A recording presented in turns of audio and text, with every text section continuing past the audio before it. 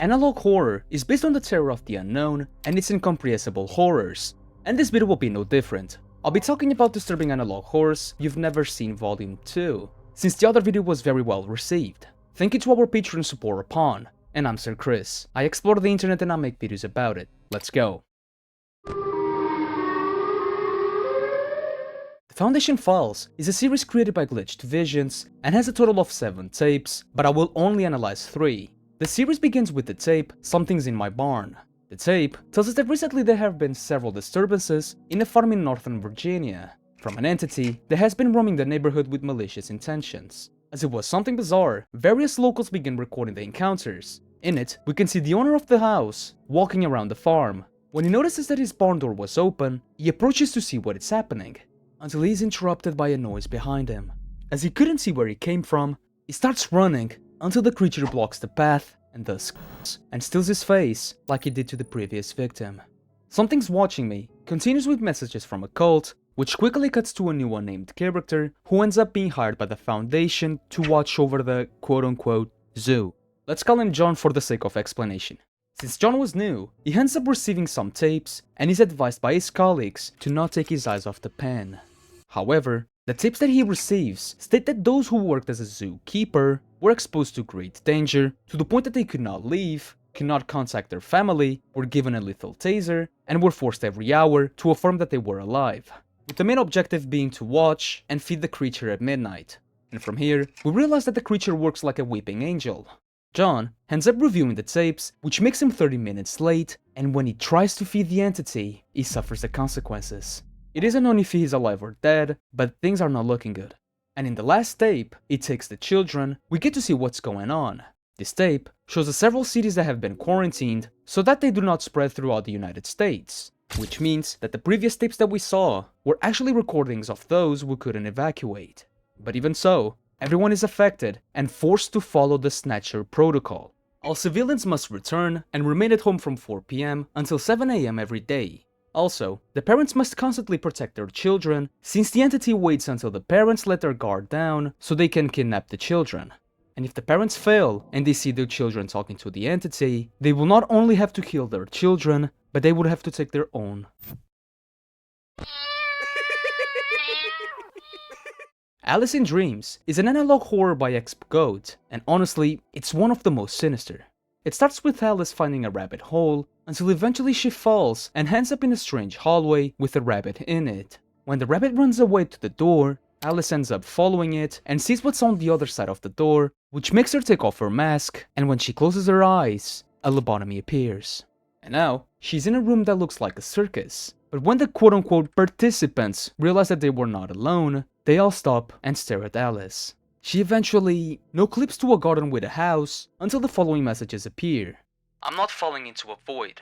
Why do I have to swallow these pills? I am not crazy. Which is followed by one of the strangest scenes I've ever seen.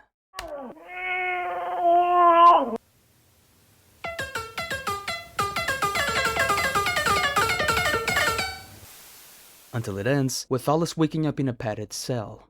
When we look for answers in the description, it tells us the following. The patient was approved for a lobotomy. Before we start putting the pieces together, we still need to analyze one more episode, The Looking Glass, which begins with Alice's supposed lobotomy, as we can see from the document and the description. She had been approved since she suffered from schizophrenia and bouts of violence. The episode cuts to Alice, who had quote-unquote recovered and was now at home. When she touches the mirror in her living room, she begins to hallucinate to the point that she falls asleep and has another strange dream.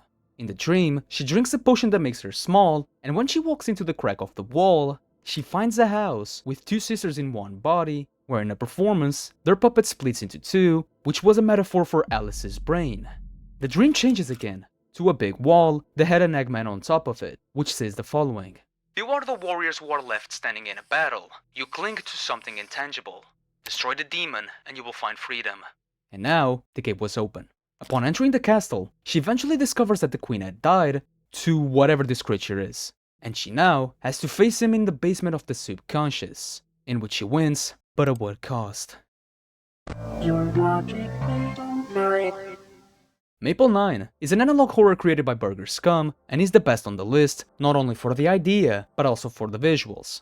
Maple 9 is an analog horror about a television channel, and it starts with the innocent tape, Rotary Randy, which was a children's program about a telephone that taught various topics, with that episode focusing on emotions, especially the emotion scared, in which for that episode, several children end up sending drawings of what scared them, and hell, wish I knew how to draw like that. However, Flatlanders begins with the normal programming, which is interrupted by the recording of two cybersecurity employees, LeBlanc and Wolfie, and they tell the story of the most frightening and intriguing discovery they have ever seen. But hey, all stories have a beginning. It all started in the middle of a night, when their supervisor called them in panic because the radio station was hijacked, and with that, he assumed that the Russians were starting the war. With that, Wolfie and LeBlanc ended up taking a plane and leaving their families behind to investigate and solve the problem. And inside their temporary home, the motel, when trying to solve the hijack, they discover something never seen before through the Pong machine. Something biological affected the station. With that, both of them ended up noticing that, when interacting with those creatures, they left slight cuts on the skin. But as it was something so harmless, they did not take it seriously. Until the night where we can hear an emergency call coming from the mother of the child, who had played and destroyed most of the creatures in the Pong machine. Those innocent cuts were just the beginning, because after some time, those cuts caused that part of the body to move. That night, 15 were hospitalized, 2 survived, and the kid goes missing. With the incidents, Wolfie and LeBlanc stopped and prayed that the attacks would end, but days later, when they turned the machine back on, they ended up finding the child. And the next day, they lost the signal and the flatland, and so the war against the invisible begun. And now we move on to my favorite, Kroska.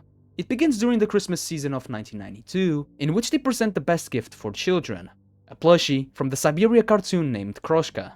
Throughout the tape, the episode is interrupted by several recordings from 2 different cameras, Camera A in 1992 and Camera B in 1993. The one from 1992 shows us a child who fell asleep in the living room until at 1 AM she is woken up by the plushie who was talking to himself. Mysteriously, the child we saw, who was actually called Rebecca, goes missing the next day. And this is connected with the fact that we hear a parent crying 2 days later. And in that same recording, we can see the plushie becoming possessed, to the point of walking on its own and leaving the house. In Camera B, we can see probably one of the parents of the missing children who goes looking for them in the forest, in which he finds nothing but 7 Kroska plushies piled up. With that bad feeling, he approaches the frozen lake, where he finds one of the missing children under the ice. Eventually, another Kroska arrives and distracts the parent until the ice breaks and he drowns. And for now, Maple 9 ends with the news confirming that 7 bodies were recovered and the plushies being returned and probably burned.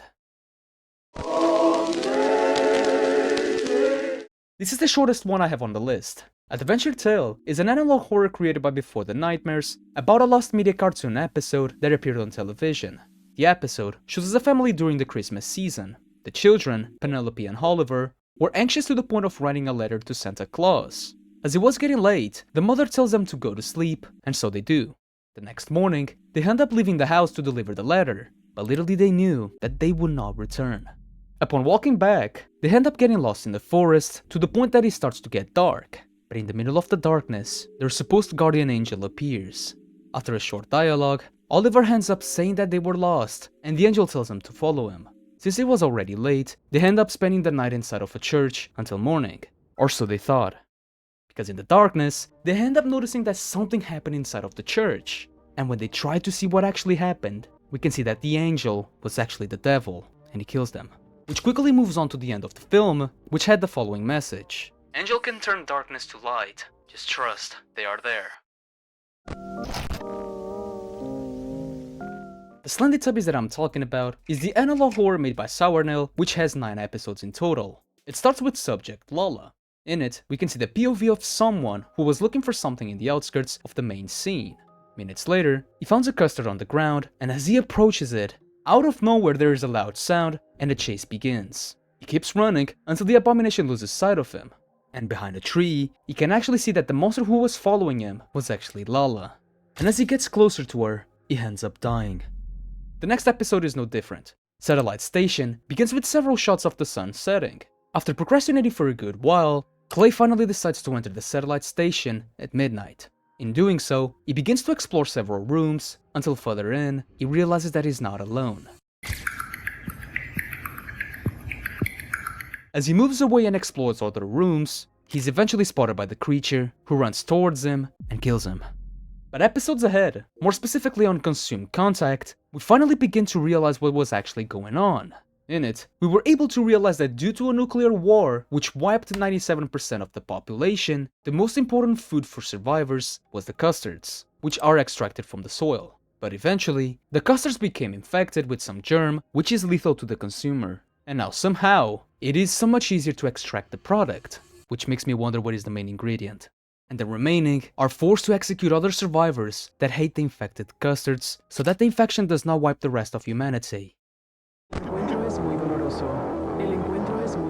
Rosa Saves is a series created by Waking Bonk and is so bizarre that it seems like one of those videos. It begins with Start Off Anew, which shows us a blue background which slowly reveals a face along with the following messages. Rosa comes back. The start of anew. Get ready to cleanse.